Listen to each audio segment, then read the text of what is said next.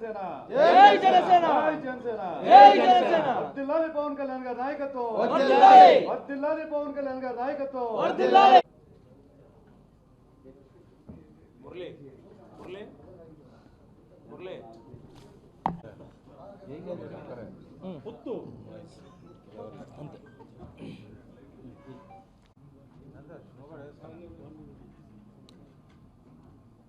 రైటా నేను మీ Johnny master ఇప్పుడు ఒక కొరియోగ్రాఫర్గా ఒక సెలబ్రిటీగా నేను రాలేదు ఇక్కడికి ఒక జనసేన ఒక సైనికుడిగా ఒక ఒక ఇదే ఒక వాయిస్ యా నేను ఇక్కడ ఒక కొరియోగ్రాఫర్గా రాలేదు ఒక ఏదో జానీ మాస్టర్గా రాలేదు జనసేనగా ఏమంటారు మన ఒక కార్యకర్తగా తర్వాత ఒక సైనికుడిలాగా వచ్చాను ఇక్కడికి స్పెషల్గా ఇక్కడే ఎందుకు పెట్టడం అంటే నేను పుట్టి పెరిగింది ఇక్కడే సో నెల్లూరులోనే కాబట్టి నేను పుట్టిన గెడ్డ సో ఇక్కడి నుంచే నేను తిన్నాను తిరిగాను ఈ గల్లీలు తెలుసు సో ఇక్కడ ప్రాబ్లమ్స్ తెలుసు ఇక్కడ ఏమైతే సమస్యలు ఉన్నాయన్నీ గ్రౌండ్ లెవెల్లో నేను కిషోర్ గారితో వెళ్ళి అన్నీ తెలుసుకున్నా నేను అలాగే ఇక్కడ మన కార్యకర్తలతో అందరు అడిగి ఇప్పుడు ఎలా ఉన్నాయని చెప్పి ఒక చిన్న ప్లేసెస్ కూడా వెళ్ళటం జరిగింది సో ఇవన్నీ తెలుసుకుని వచ్చాను దాని గురించి మెయిన్ మాట్లాడడానికి వచ్చింది అండ్ అలాగే ఫస్ట్ నేను జనసేనలో చేరడానికి మెయిన్ కారణం కళ్యాణ్ గారి ఆశయాలు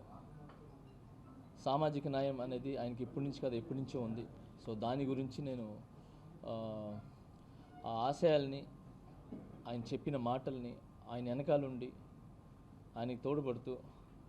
ఆ ఆశయాల్ని గెలిపించడానికి నేను ఒక భాగమవుదా అని చెప్పి ఈ జనసేన పార్టీలో నేను చేరడం జరిగింది సో అలాగే ఫస్ట్ ఆఫ్ ఆల్ నేను మీడియా మిత్రులందరికీ పత్రికా మిత్రులందరికీ థ్యాంక్ యూ సో మచ్ మేము చేసే ప్రతి ఒక్కటి జనం దగ్గర తీసుకుని వెళ్తారు అది మంచి అయితే మంచి చూపిస్తారు చెడు అయితే చెడు చూపిస్తారు సో మీ అందరికీ పేరున నేను చాలా కృతజ్ఞతలు తెలుపుకుంటున్నాను thank you so much so జనసేనలో చేరిన తర్వాత ఫస్ట్ కార్యక్రమం ఇక్కడి నుంచి స్టార్ట్ చేద్దామని చెప్పి నేను నెల్లూరు నుంచి స్టార్ట్ చేస్తున్నాను అదేంటంటే డైరెక్ట్ పాయింట్కి వచ్చేద్దాం దేనికి వచ్చాము దేనికి రాలేదు ఇవన్నీ పక్కన పెట్టి జస్ట్ పాయింట్ ఇక్కడ ఉన్న సమస్యల్ని పోరాడడానికి వచ్చాను ఫస్ట్ నేను తీసుకుంటున్నది టిట్కో హౌస్లు ఉన్నాయి కదా వెంకటేశ్వరంలో కట్టున్నారు కదా సో ఇల్లులు సో ఆ ఇల్లుల గురించి మాట్లాడడానికి వచ్చాను రాష్ట్రం మొత్తంలో 40 లక్షల ఇల్లులేమో శాంక్షన్ అయినాయి దాదాపు నాకు తెలిసి మన నెల్లూరులో 4,000 ఇల్లులేమో కట్టినట్టున్నారు అది 4.5 సంవత్సరం అయింది అది లాస్ట్ ప్రభుత్వంలో చంద్రబాబు నాయుడు గారు ప్రభుత్వంలో అది శాంక్షన్ అయినాయి అయినా కూడా ఇప్పుడు 4.5 సంవత్సరం దాదాపు 5 సంవత్సరాలు అవుతుంది ఒక 2-3 నెలలు ఎలక్షన్స్ 5 సంవత్సరాలు వస్తాయి సో ఈ 5 సంవత్సరాల్లో ఆ ఇల్లులు ఎందుకు ఇవ్వలేదు అలానే ఏదో తూత్ మాలిష్గా ఒక శాంక్షన్ అయిన ఒక 200 మందికో ఎంతమందికి ఒక 20% ఏదో ఇచ్చాము కదా అని చెప్పి తాళాలు వాళ్ళ చేతులు పెట్టారు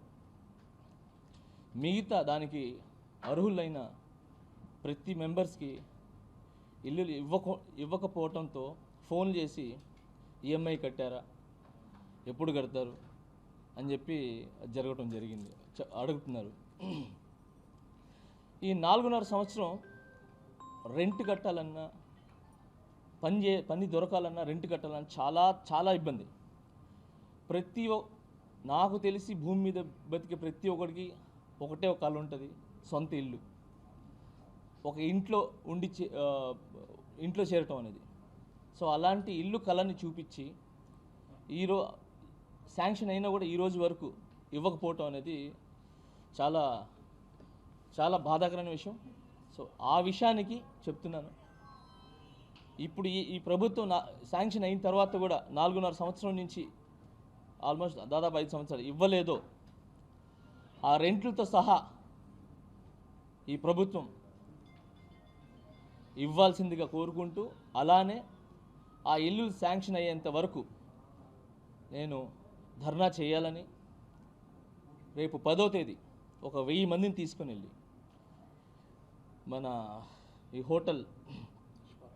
ఏదది మన మినర్వా హోటల్ నుంచి ఒక 1000 మంది బయలుదేరి అక్కడికి వెళ్తాం. అక్కడ ధర్నా చేస్తాం. ఖచ్చితంగా దీన్ని వదిలే సమస్య లేదు. ఇప్పుడు ఎలా అయిపోయిందంటే ఆ ఇల్లులు ఈ 4వ సంవత్సరం అసాంఘిక కార్యక్రమాలు ఎక్కువైపోయింది. అక్కడ దొంగలకి ఒక ఇది మన ఏదో కట్టి దీంట్లో ఉండండిరా బాబు అని చెప్పి తాళాలు ఇచ్చినట్టు మన ఒక అది అది అలా అలా జరుగుతుంది అక్కడ. సో దొంగలు ఉంటున్నారు.